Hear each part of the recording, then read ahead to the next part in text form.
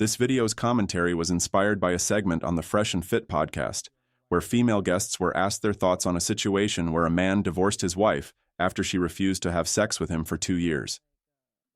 What stood out was how some of the women shifted the blame onto the man. I really need to speak on this because there's a reason why Go she's ahead. probably not wanting to sleep with him. She's probably annoyed. He probably did something. We're real emotional creatures. Yeah. So if he's really not doing what he's supposed to do in the house, you're going to be annoyed. You're not going to want to sleep with that person. You're going to be walking around kind of like pissed off, and then he's going to try to sleep like it.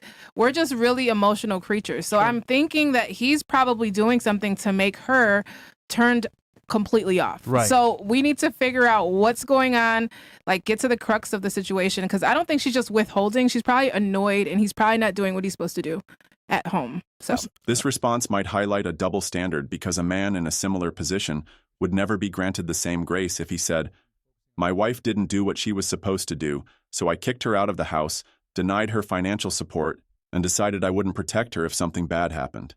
A woman withholding sex as a punitive measure reflects a level of solipsism and narcissism, particularly because no one is perfect. If men were to punish women for their imperfections in the same way, society would undoubtedly react very differently.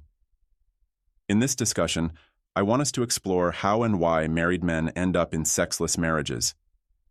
We'll examine the reasons behind this issue, why it undermines the purpose of marriage, and how men can navigate this challenging situation. Marriage at its core is an exchange of sex for resources, or vice versa.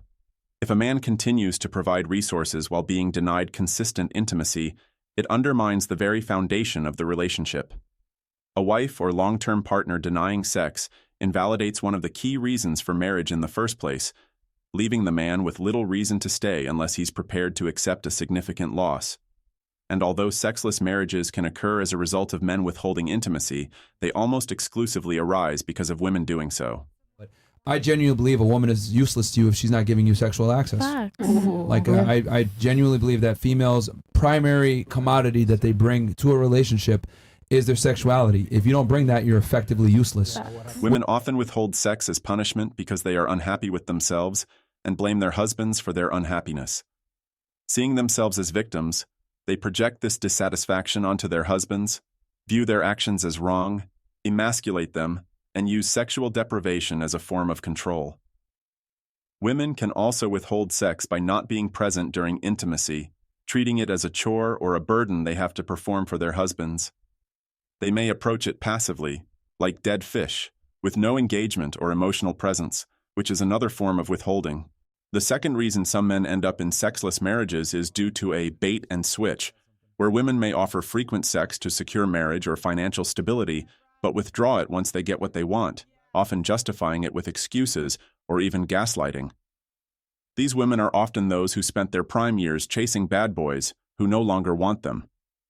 Facing their ticking biological clock, they settle for safe men to provide financial support and protection.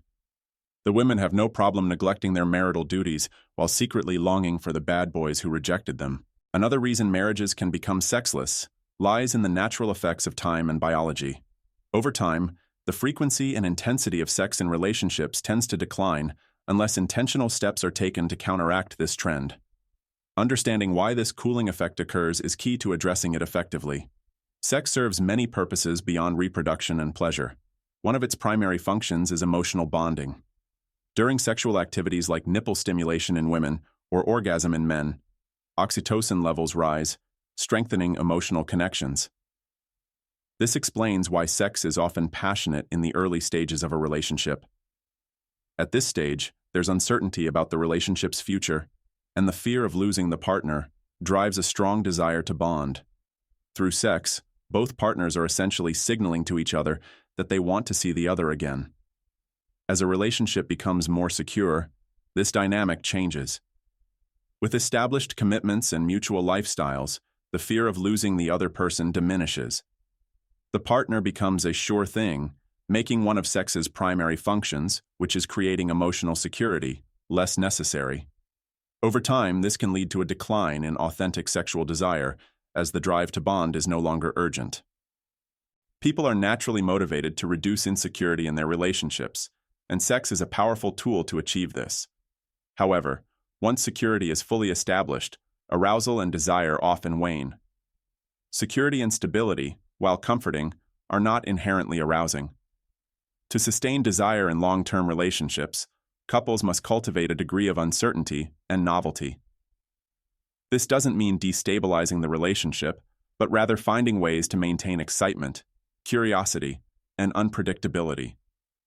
Ultimately, keeping sexual desire alive requires balancing security with a healthy tolerance for uncertainty.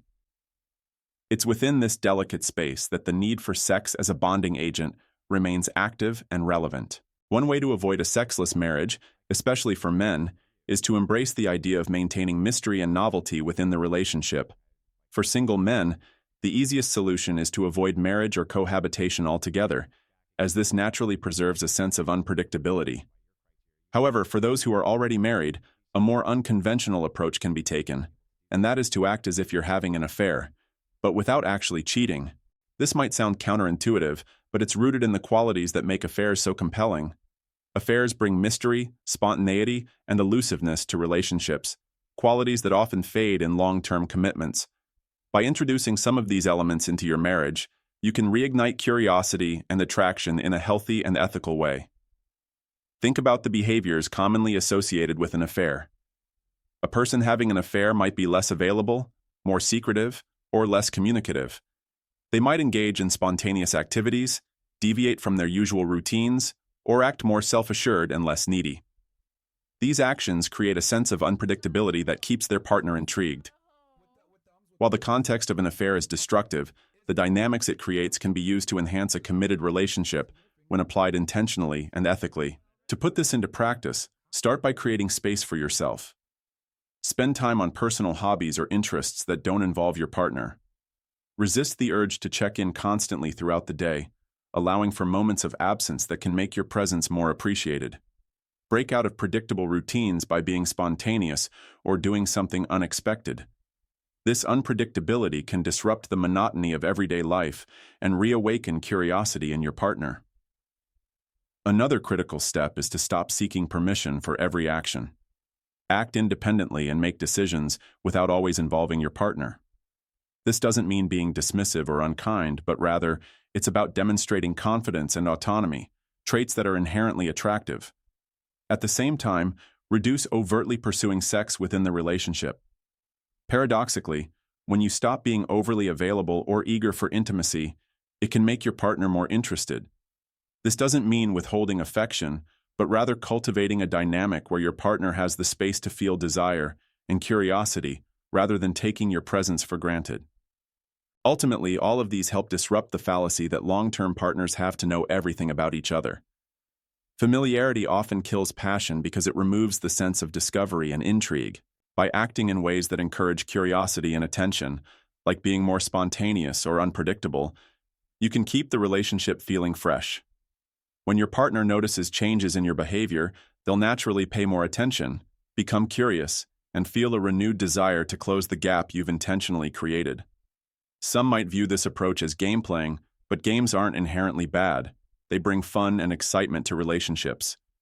If your marriage feels like a joyless routine, a little playful disruption can reignite the spark. Acting as though you're having an affair, without the dishonesty, brings back the sense of individuality, mystery, and risk that makes relationships thrilling. Humans thrive on a balance of connection and independence, and this approach taps into that dynamic to prevent your marriage from falling into a sexless rut.